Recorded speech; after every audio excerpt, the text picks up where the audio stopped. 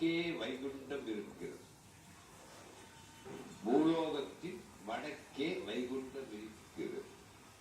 அதன் காரணத்தால் அந்த இடத்திற்கு செல்ல வேண்டியவர்கள் வடக்கு நோக்கி போக வேண்டியிருக்கிறது. இந்த வடக்கு நோக்கி போக வேண்டியிருக்கிறது என்பதனை சற்றே சிந்தித்தால் புராணங்களிலே கதவு திறந்து விட்டது இந்த பரம்பத வாசன் மிக அற்புதமாக நம்மை ஆட்கொண்ட இந்த பரம்பத வாசலை கடந்து வருகின்ற போது அந்த வடக்கு நோக்கி இருத்தல் என்பதற்கான அந்த வள்ளல் பெருமான் நமக்கு வளங்களையும் நலன்களையும் அள்ளி கொடுப்பார் என்பது எந்த சந்தேகமில்லை.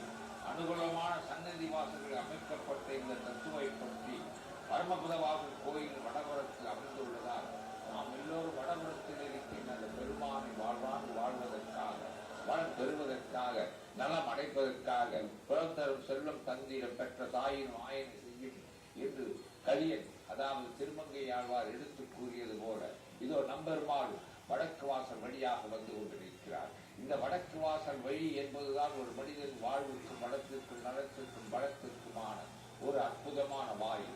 இந்த வாயில் திறந்திருக்கிறதே என்று பார்த்துக் கொண்டிருக்கிற நேரத்திலே ஏன் மனித வாயில் மனம் இருந்து கிடக்கிறது, இதய வாயில் மூடப்பட்டிருக்கிறது, அதை திறந்து வைத்துக்கொள். அந்த திறந்து வைத்த வாயில் உன் மனதிலே இதய கோயிலிலே அந்த குகையிலே பகவான் எழுந்தருள்வார் என்பதை பெரியோர்கள் சாட்டிக் கொண்டிருக்கின்றனர். எத்தனை வரை பார்த்தாலும் ஓராண்டுக்கு ஒருமுறை தெரிகின்ற இந்த வடக்கு வாசல் கோபுரம் அதோ ஜோதி சொரூபனாக இருக்கின்ற அந்த நம்பெருமாள் ஜோதியினுள்ளே கலந்தபடி எழுந்தருளி சேவை சாதித்திருக்கின்றான். இப்படிப்பட்ட ஒரு நியமத்தை நேர்மத்தை ஒரு வைராக்கிய பக்தியோடு பார்க்க வேண்டியிருக்கிறது.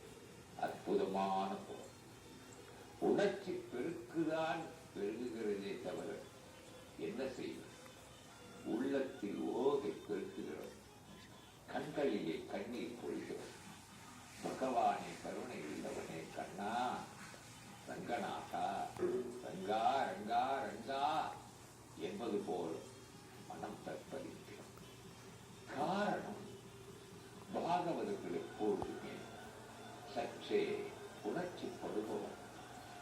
அதிலும் ஆழ்வார்கள் பாசுரங்களை சேவிக்கின்ற போது ஆச்சாரியனுடைய திருவடிகளில் அடிபட்டுகின்ற போது ஆண்டவனை தரிசிக்கின்ற போது அந்த ஒரு உணர்ச்சி பக்தி உணர்ச்சி இல்லை என்றால் அவன் பக்தனே அல்ல என்பதை நாம் தெரிந்து கொள்வோம். வடக்கு வாசல் பரமபத வாசலில் இருந்து அடியார் பெருமக்களை நோக்கி பகவான் வருகின்றான். என்னே ஆச்சரியம், என்னே ஆச்சரியம். பக்தன்தான் பகவானை நோக்கி செல்ல வேண்டும். ஆனால் இங்கே பகவான் பக்தனை நோக்கி வருகிறான் என்றால் அவனுடைய சௌலபியம், அவனுடைய கருணை, ஜீவர்கள் மீது வைத்துள்ள அவனுடைய பிரியம்